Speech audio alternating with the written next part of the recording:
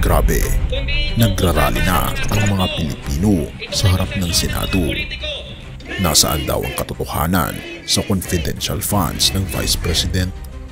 Katotohanang hinahanap ng 90% ng Pilipino ayon sa SWS survey.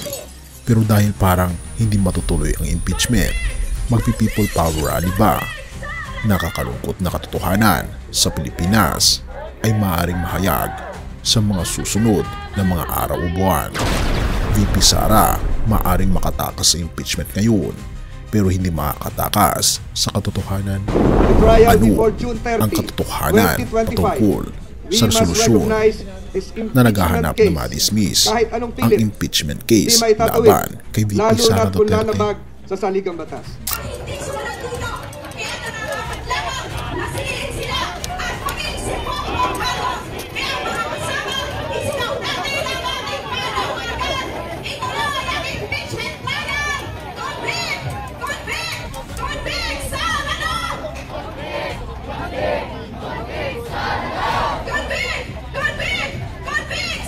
The Philippine Senate pushes back its original schedule to convene as the impeachment court for the trial of Vice President Sara Duterte. The delay raises doubts on whether the trial can conclude before the end of the current 19th Congress. Convict! Convict! Convict! Sara now! Convict! Convict! Convict! Sara now! Sa ilalim ng gobyerno ni Marcos Jr. na kinakabit nila sa lahat ng produkto sa gobyernong ito. Pero anong ginagawa ng mga politiko, lalong-lalo na ni Sara Duterte, na pamilya ng mga politiko dito sa ating bansa? Walang iba. Napakarami po ng ninakaw ni Sara Duterte. Kaya dapat pong protestahan natin itong Senado. Walang iba kundi itong usapan ng mga trapo, itong negosasyon ng mga politiko. Litisin! Litisin! Litisin! Litisin! Ngayon na! Ngayon na! Grabe, nagrarally na ang mga Pilipino sa harap ng Senado. Pero teka, bakit? Bakit tila naghahalo ang galit, pagkadismaya at kawalan ng tiwala? Hindi ito simpleng protesta, hindi ito ordinaryong ingay. Ito ay isang tanong na paulit-ulit na sinisigaw. Nasaan ang katotohanan sa confidential funds ni VP Sara Duterte?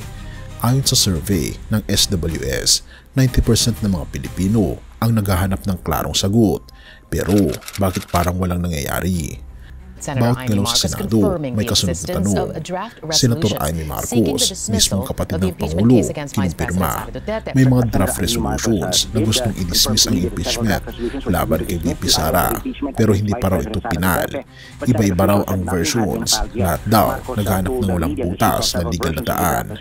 Ibig sabihin ba nito, pinag-iisipan pa kung paano ito tuluyang ibasura? Samantala, si Chis Escudero, Senate President, nagsabing wala pang na-file. Si Senate Secretary Bantog, same thing, check the records, wala pa raw talaga. So, bakit may umiikot na dokumento sa social media? Fake news ba ito? O smokescreen lang para mawala sa sentro ng usapan? Ang tanong, saan napunta ang confidential funds? Kung totoo nga may mga draft reso na para sa dismissal, bakit biglang katahimikan ang sagot ng ilang senador? Ayon kay Bato, meron ba? Kay Senator Bongo naman, tahimik lang. Si Villar at Hontiveros, wala pa kaming nakikita. Therefore, kung walang gustong magsalita, kung lahat nagkakanta iwas, sa tanong, kung ang mga reso ay parang multo sa hallway ng Senado, sino ang dapat nating paniwalaan?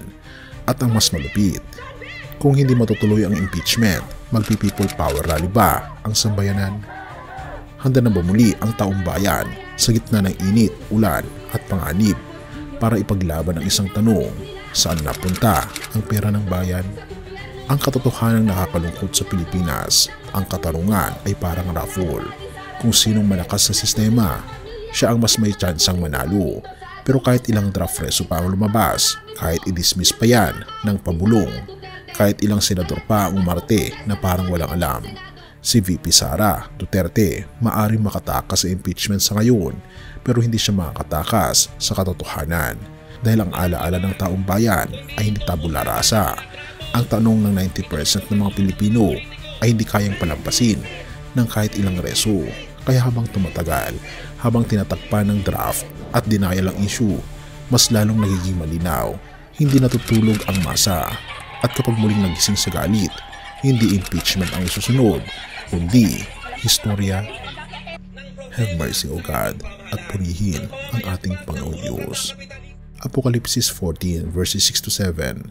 At nakita ko ang isa pang anghel na lumilipad sa gitna ng langit na may walang hanggang ebanghelyo upang ipangaral sa mga nananahan sa lupa sa bawat bansa, angkan, wika at bayan. At sinabi niya ng malakas, matakot kayo sa Diyos at lulatian niyo siya, sapagkat dumating na ang oras ng kanyang paghuhukom. Sambahin ninyo siya na lumikha ng langit, lupa, dagat at mga bukal ng tubig. Purihin ang ating Panginoong Diyos. Kaibigan, sa gitna ng kaguluhan, protesta at pagkauhaw ng sambayan ng Pilipino sa katotohanan at katarungan, may paalala ang unang anghel ng Apokalipsis. Matakot tayo sa ating Panginoong Diyos, luwalhatiin natin siya dahil dumating na ang oras ng paghukom.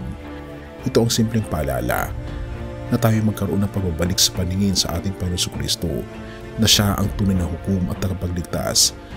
Habang pinag-uusapan natin ang tungkol sa confidential funds, impeachment at kalinisan sa pamahalaan, hindi natin dapat kalimutan ang ating Panginoon Jesus ang sentro ng mensahe.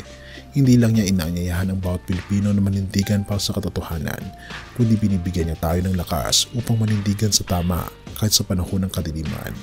At ang katotohanan ito ay masusumpungan lamang natin sa banal na kasulatan.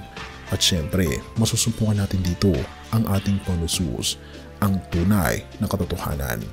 Ang ebanghelyo ay hindi lang mabuting balita para sa langit, kundi para rin sa hustisya dito sa lupa. Para ito sa atin, ang tunay na pagsamba sa Diyos ay pagsamba sa kanyang katwiran, pagsunod sa kanyang utos, lalo na ang pagsunod sa tunay na araw ng pagsamba, ang ikapitong araw. At ang tunay na katwiran ay hindi nananahimik sa harap ng katiwalian, hindi nagpapikit sa nakawan, hindi natatakot sa makapangyarihan.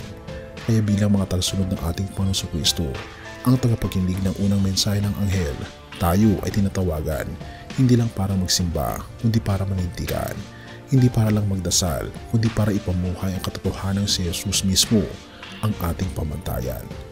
Kaya naman kaibigan, ang unang anghel ay hindi tahimik, kaya wag din tayong manahimik sa harap ng kasinungalingan, manindigan sa pangalan ng ating Panginoon Jesus, ang hari ng mga hari. Dumating na ang oras ng paghukom. Ang tanong ay, handa ka na ba? Purihin ng ating Panginoon Diyos at tayo manalangin. Ang naming Diyos na makaparehas sa lahat, ang aming Panginoon Jesus, ang tunay naming hukom at tagapagligtas. Itaas niyo po ang puso ng bawat Pilipino, ang pagnanais na hanapin ang katotohanan, ang buong katotohanan sa pamamagitan ng pagbabasa ng Biblia. Hindi para lang sa sarili naming kapakanan, kundi para sa iyong kalulatian. Gabayan niyo po ang aming bansa. Iligtas niyo po kami mula sa kasinungalingan. Sa iyo ang pagsamba, sa iyo ang katotohanan, sa iyo ang kaharian. Pinupuri po namin kayo at pinapasalamatan o aming Panginoon Diyos sa inyo pong kabutihan sa amin. At patuloy niyo po kaming gabayan at patnubayan at patawarin po kami sa lahat ng aming pagkukulang at pagkakasala. At salamat po sa pagdinig ng aming mga panalangin, sapagkat ito po ang aming samot hiling sa matamis na pangalan ng aming Panginoon Jesus. Amen. Bago natin ipagpatuloy kaibigan, siya nga pala ang Great Controversy na isa sa mga pinaka-kontrobersyal na libro dahil tumutukoy ito sa mga propesiya sa libro ng Daniel at Revelation na nagaganap na sa panahon natin ngayon. Bago ang pagdating ng ating Panginoong Diyos ay pinamimigay na namin ng libre sa pamamagitan ng PDF. At ito ay nasa limited lamang na panahon, kaya i-click mo sa description sa baba upang ma-avail mo kaibigan ang napaka-importanteng libro ito na magbubukas sa iyo sa mas maliwanag mong hinaharap. Purihin ang ating Panginoong Diyos at tayo magpatuloy.